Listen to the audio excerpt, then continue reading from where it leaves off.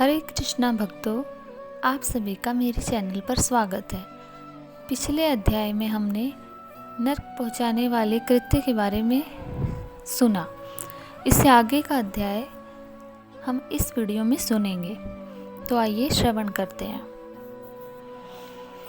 स्त्रियों, छोटे बच्चों, नौकरों तथा श्रेष्ठ जनों को छोड़कर एवं पितरों और देवताओं की पूजा का परित्याग करके जो भोजन करते हैं वे नरकगामी होते हैं। जो मार्ग को कीलों से, पुलों से, लकड़ियों से तथा पत्थरों एवं कांटों से रोकते हैं, निश्चय ही वे नरकगामी होते हैं। जो मंद पुरुष भगवान शिव, भगवती शक्ति, नारायण, सूर्य, गणेश, सद्गुरु और विद्वान इनकी पूजा नहीं करते, वे नरक में जाते हैं। दासी को अपनी सैया पर आरोपित करने से ब्राह्मण अधोगति को प्राप्त होता है और शूद्रों में संतान उत्पन्न करने से वह ब्राह्मणत्व से ही मुक्त हो जाता है। वह ब्राह्मण न धम कभी भी नमस्कार के योग्य नहीं होता। जो मूर्ख ऐसे ब्राह्मण की पूजा करते हैं वे नरकगामी होते हैं। दूसरों की कलह से प्रसन्न होने वाले जो मनुष्य ब्राह्मणों की कलह और गौओं की लड़ाइयों को नहीं रुकवाते, अर्थात उनका समर्थन करते हैं, बढ़ावा देते हैं, वे अवश्य ही नरक में जाते हैं। जिसका कोई दूसरा शरण नहीं है, ऐसी पति परायणा स्त्री के ऋतुकाल की द्वेषवश उपेक्षा करने वाले निश्चित ही नरकगामी होते हैं।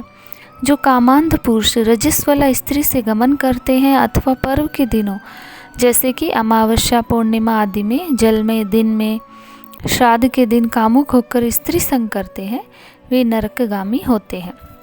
जो अपने शरीर के मल को आग, जल, उपवन, मार्ग या गौशाला में फेंकते हैं, वे निश्चित ही नरक में जाते हैं।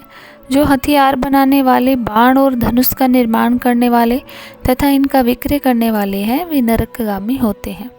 चमड़ा बेचने वाले वैश्य, केश का विक्रय करने वाली स्त्री तथा विष का विक्रय करने वाले, ये सभी नरक में जाते हैं। जो अनाथ के ऊपर कृपा नहीं करते, सत्पुरुषों से द्वेष करते हैं और निरपराध को दंड देते हैं, वे नरकगामी होते हैं।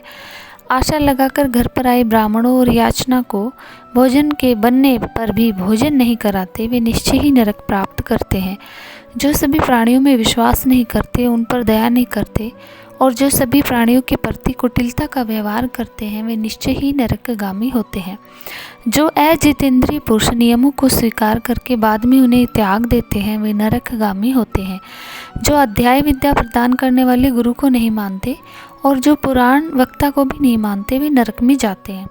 जो व्यक्ति मित्र से द्रोह करते हैं, जो व्यक्तियों की आपसी प्रीति का भेदन करते हैं और जो दूसरों की आशा को नष्ट करते हैं, वे निश्चय ही नरक में जाते हैं। विवाह को भंग करने वाला, देव यात्रा में विघ्न करने वाला तथा तीर्थ यात्रियों को लूटने वाला घोर नरक में वास करता है और वहाँ उसे पुनरावर्तन नहीं होता। जो महापापी घर, गांव, जंगल में आग लगाता है, यमदूत उसे ले जाकर अग्नि कुंडों में पकाते हैं। इस अग्नि से जले हुए अंग वाला वह पापी जब छाया की याचना करता है तो यमदूत उसे असीपत्र नामक वन में ले जाते हैं, जहाँ तलवार के समान तीक्ष्ण पत्तों से उसके अंग कट जाते हैं। जब यमदूत उससे कहते हैं कि रे पापी, शीतल छाया में सुख की नींद लो, जब वह प्यास से व्याकुल होकर जल पीने की इच्छा से पानी मांगता है तो दूतों के द्वारा उसे खोलता हुआ तेल पीने के लिए दिया जाता है। पानी पियो, रन खाओ, ऐसा उस समय उनके द्वारा कहा जाता है। उस अति उष्ण तेल के पीते ही उनकी आंतें जल जाती हैं और वे गिर पड़ते हैं। किसी प्रकार पुनः उठकर अत्यंत दीन की भांति विलाप करते हैं। विवश होकर रुद्र श्वास लेते हुए वे कुछ कहने में समर्थ नहीं होते। हे ताक्षर्य, इस प्रकार के पापियों की बहुत सी यातनाएं बताई गई है। विस्तार पूर्वक इन्हें कहने की क्या आवश्यकता, इनके संबंध में सभी शास्त्रों में कहा गया है। इस प्रकार हजारों नर नारी की यातना को भोगते हुए प्रलय पर्यंत घोर नरक में पकते रहते हैं। उस पाप का अक्षय फल भोग कर पुनः वहीं पैदा होते हैं और यम की आज्ञा से पृथ्वी पर आकर स्थावर आदि योनियों को प्राप्त करते हैं।